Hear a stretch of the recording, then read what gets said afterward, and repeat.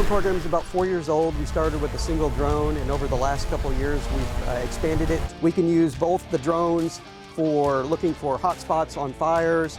We can use the larger drone to help with search and rescue. This drone has enhanced features like a very bright searchlight, a drop container down here where we can take things out to people that might be trapped.